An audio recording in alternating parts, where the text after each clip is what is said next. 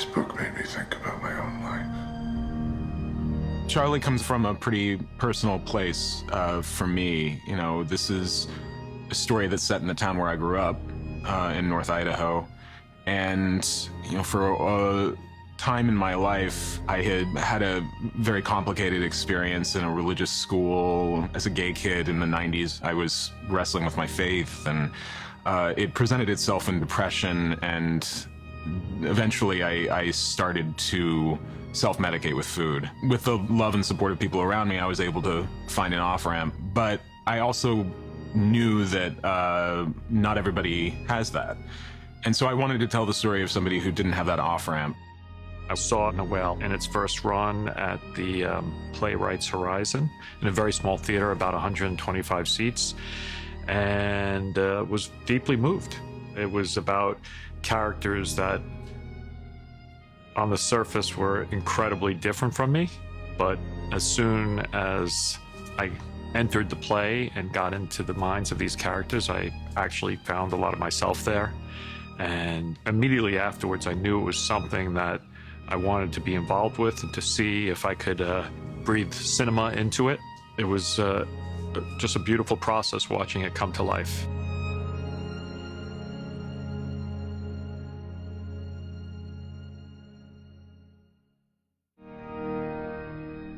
It was so clear that this story was very personal to Sam Hunter and that he just had to be completely in control of all the words. And so very early on, I assured him that he was going to adapt it. I know that the traditional way to adapt a play into a screenplay is to, you know, open it up and add locations, probably add characters, and I was nervous about that because I wasn't sure that that's what the story wanted. But I think it was either our second or third conversation, Darren said, no, let's keep it in the apartment. I knew it was the right choice. I knew it was the difficult choice. We had 10 years to work on it together, and the spine of the story is pretty much exactly what the play is, but the journey for me as a screenwriter was to figure out what the visual vocabulary of this story was. I think Darren had an incredible amount of trust in me and my script, and he had an incredible amount of trust in Brendan. A big reason I never made this film is for 10 years was because I couldn't cast it. I went through many different actors and nothing ever really clicked. And then I stumbled on a trailer of this low-budget Brazilian movie. Brendan had a small part in it, and immediately a light bulb went off. I was told that Darren was going to make a movie. And he was interested in meeting me, so we sat down in his office one frozen January, and he told me about the film he had designs to make. To be completely clear, I really didn't know that much of his work. I still haven't seen George of the Jungle or Encino Man, but it was the first actor that I felt something inside that, okay, this is material, meeting the right artist. It had everything and a role that I was looking for. It was unique. There was something about Charlie to me that seemed heroic in his quest for redemption. He struck me as the kind of character who is his own worst enemy, but at the same time he can see the good in others and bring them out. You don't have to be angry at the whole world. You can just be angry at me. He's a complex character, a substance of which I knew that Darren would handle with honesty and empathy and tell a story that asks us to not look away. I was absolutely hooked, and I wanted in. Think about the truth of your argument. I know this may sound silly, but it's important. Promise. It's important. Charlie lives alone in a 2-bedroom apartment somewhere in Idaho. He's an English teacher who instructs students online using a webcam, and he likes to keep it turned off, not wanting to distract them by how they might judge him for how he appears. His emotional world is, for all of that sadness that he carries is an intensely optimistic one at the same time, because he sees in his students their capacity to be the best that they can. Charlie can see the good in others, but he can't see it in himself, sadly. It was just so evident from the first moment that Brendan knew exactly who this guy was. If an actor approached this role with any amount of cynicism or frustration, it would really not work. And Brendan, from the moment one, had that bright light, that humanity and that faith. Even in the darkest moments, you still see the big-hearted human being at the center of it. Charlie is the most emotionally demanding character I've ever seen on paper. To play him, I knew it would take everything I got. That was very clear the first time we met, that he wanted a challenge. And to me, that's one of the most exciting things. The author was just trying to save us from a sad story.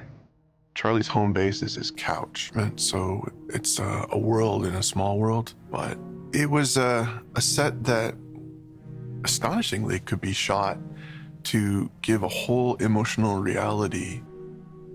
Charlie's a man of letters, and the walls are lined with his books, and each book was curated to be definitely something that Charlie would have read or would have taught or owned. Darren doesn't miss anything. And I think, especially with a movie like this, which is so contained, that detail is so necessary. One of the things that attracted me to it was how confined it was, because I believe that when you have restrictions and you have boundaries, that's where you can start to stylize things and make things your own. So this was really an exercise, reducing everything to the real basic form of cinema, which is performance, light, and camera, to make it all about drama, and figuring out how to move the actors around the room, and then figuring out how the camera could sort of dance with them.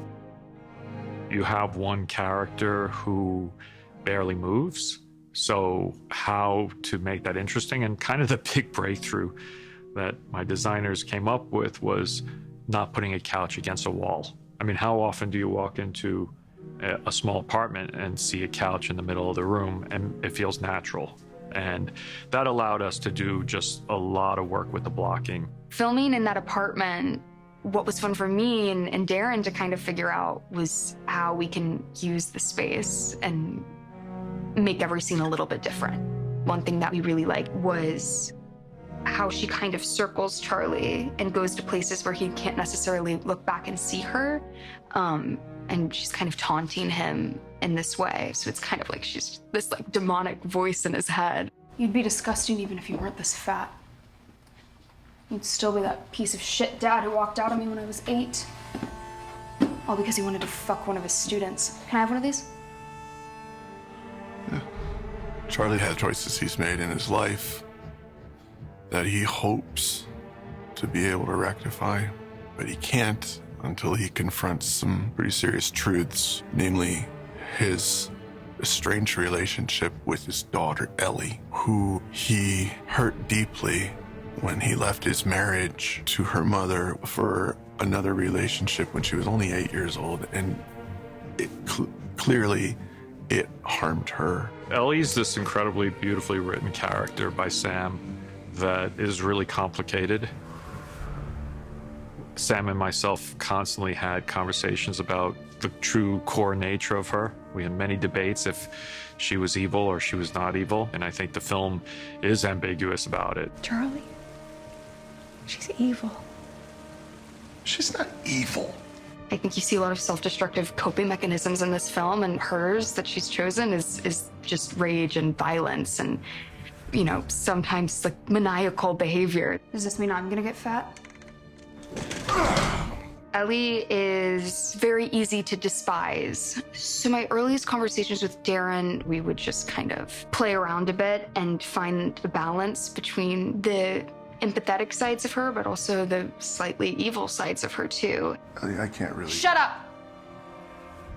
Come over here.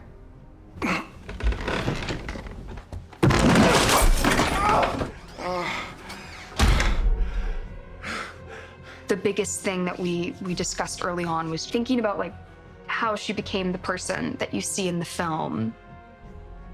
When Charlie left, I think it took a lot out of her mother. And, you know, she has a drinking problem, and I think that really just escalated over time. And Ellie just felt more and more abandoned every day. So I think that rage started as an act of rebellion. And then I think it became this armor that she's built for herself to give her a sense of control.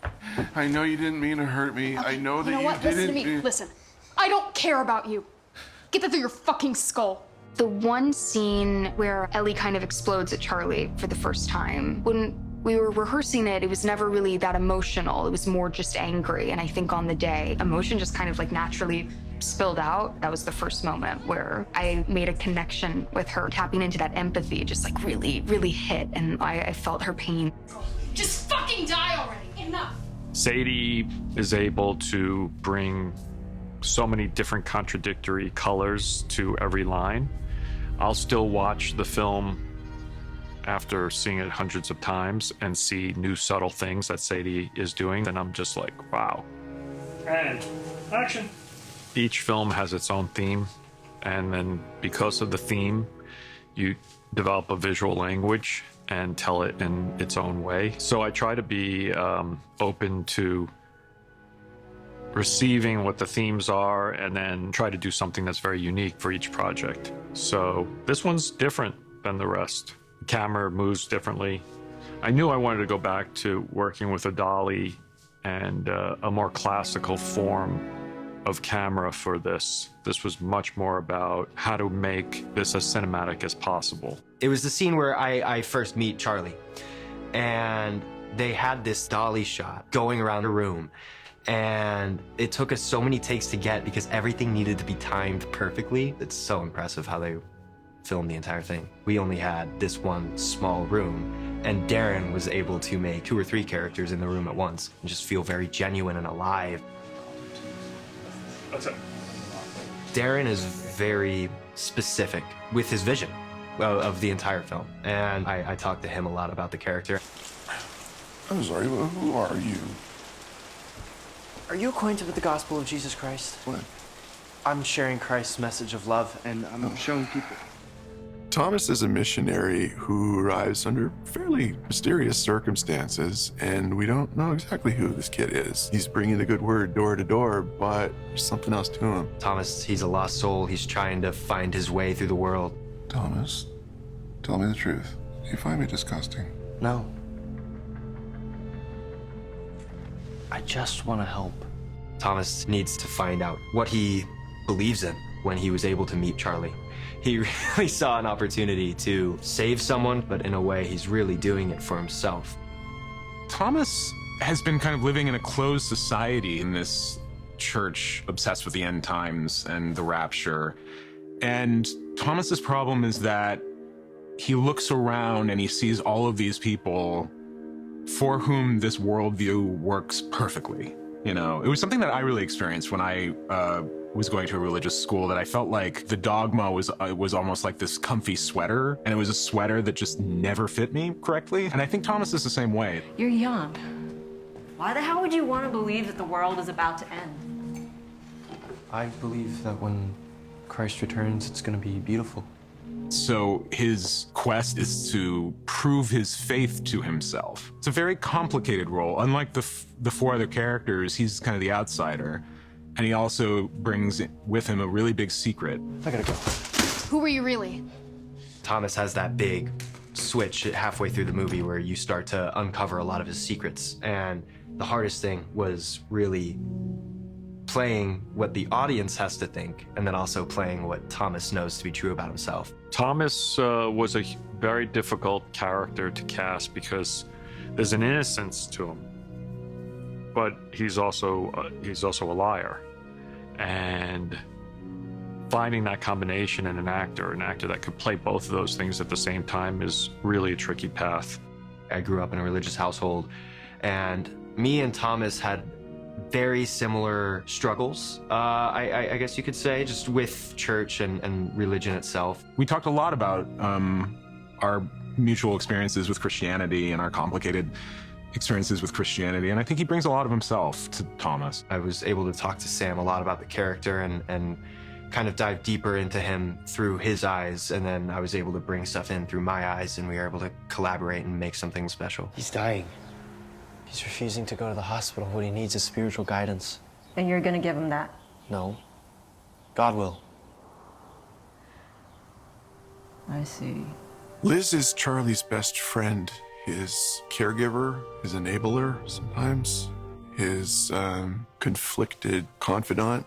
Liz was adopted into this religious Christian family, and Alan was her brother. And Alan was the love of Charlie's life. And once he passed, I think the two of them really leaned on each other and grieved his loss. Charlie's way of dealing with that is through food. And I think it's a sign of deep commitment and deep love that she's able to be there for him. It's an incredibly complicated relationship between Liz and Charlie, and Hong really saw every level of it. I just hate the thought of you being sealed up in this place when I'm not here.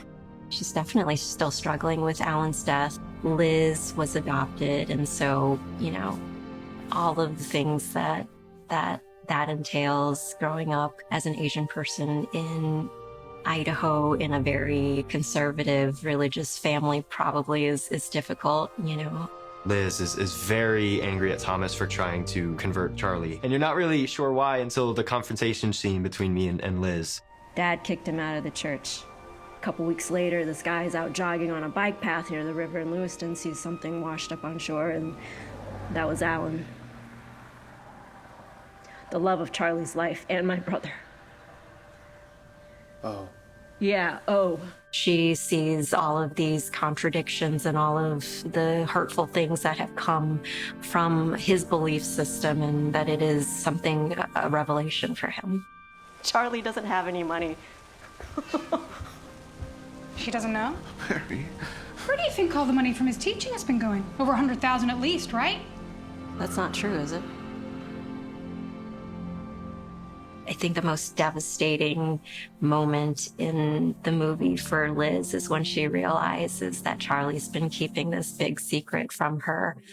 And it makes her reassess who she is to him. And it says so much about Liz that she comes back to him after this deep betrayal, because she realizes, I still love him, so I'm here. Hong brings that toughness, but also that pain and that heart to the role. That's really what you want as an actor. You know, you want to play characters that sort of do everything, that go from being caustic and angry to being completely heartbroken and weeping. You know, you rarely get that in a single character in a movie. Action. You have to go to the hospital. I think Darren just let me run with it and try different takes, try different line readings and things like that with each take. Do you still want to hear about Christ's message of love? No! He does not! Each take, she does something different, and they all work. It's like a diamond with all the different facets and sparkles and all the different way you can look at it, and it's always beautiful. So the biggest challenge with Hong is it's just a wealth of material you take back to the edit room. And cut. Great. Check the gate. Cutting. Checking the gate. Once we figured out that the camera was going to be this very, very kind of poetic tool, we started to think about light, and then we really worked out a progression of intertwining light with the weather, which was a major character in the film. Matthew Livatique, our cinematographer, would inform the scenes with weather systems outside the windows. We kind of had these chapter heads of the 5 days, and Maddie and I spent a lot of time kind of figuring out how the weather moved and how the light moved to try to make each time you were in the space a little bit new and a little bit different. It was raining outside when there was a particularly stormy scene going on. And as the film progresses, it takes a journey to light.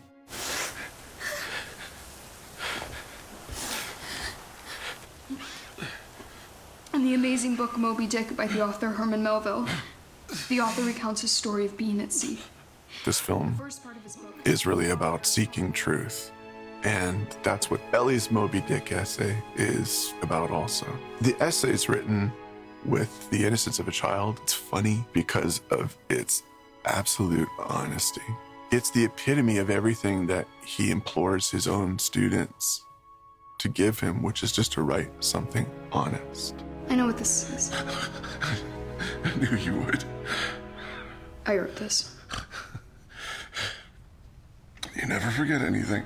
This Moby Dick essay is something that Ellie wrote in the 8th grade.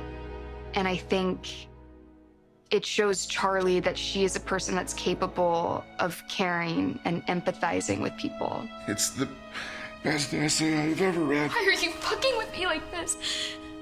I'm not.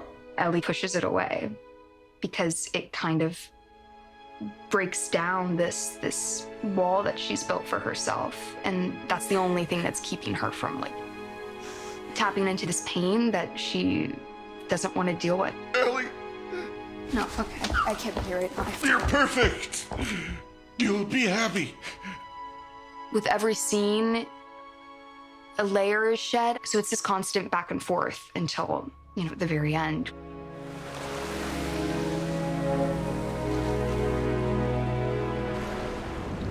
That moment at the beach gives you a glimpse as to what life was like before, and I think, they were really connected. For all of that intensity and intelligence and brinksmanship that she brings, you can still see a beautiful little redhead girl underneath it who Charlie absolutely feels that he was out of his senses to have abandoned at such an early age. And the emotional climax that they reach is really the purpose of the whole film. Charlie can see, through that anger, he can see the intelligence, he can see the love, and he refuses to let go of it until the very end. And I don't think it's until the very end that Ellie sees that in herself. This book made me think about my own life. And then it made me feel glad for mine. This film does have a sense of hope. The hope is that in his absence, his daughter will always know that he did regret his life's choices, but he did confront them with honesty. I think at the heart of this story is a man's unwavering belief that human beings are worth saving. I think at the heart of it is a faith in the goodness of human beings. It's hard to have faith, but it's worth it. The rough cut is when you first put the film together. It's usually an awful day. Probably the most depressing day as a director you ever have. You're usually miserable afterwards, even though you know it's going to be miserable.